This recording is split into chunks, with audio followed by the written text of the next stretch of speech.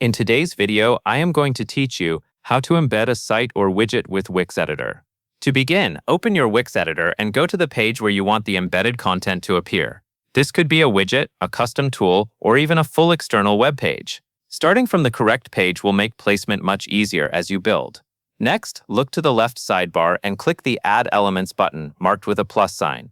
This is where Wix keeps many of the items you can place on your site, including options for embedded content. Once that panel opens, select Embed Code.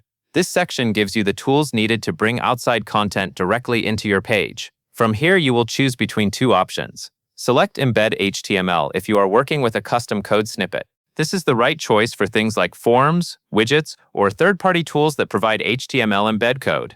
If you want to display an entire web page inside your Wix site, choose Embed a Site instead. Picking the correct option here is important because each one is designed for a different type of content. After that, click Enter Code or Enter Website Address depending on the option you selected. Then paste in the HTML code or the web address for the site or widget you want to show. Make sure the code or URL is complete and accurate before moving on. Even a small mistake can prevent the embed from loading properly. Once everything is pasted in, click Update or Apply to confirm it.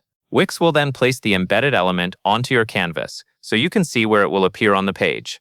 At this point, take a moment to check the placement and make sure it fits naturally with the rest of your layout. Now resize the element on your canvas, so it matches the dimensions of the widget or page you are embedding. This helps the content display cleanly and improves the overall look of your site.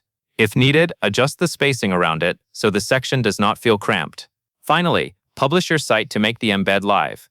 Until you publish, visitors will not be able to see the new embedded content on your public site. That covers everything you need to know.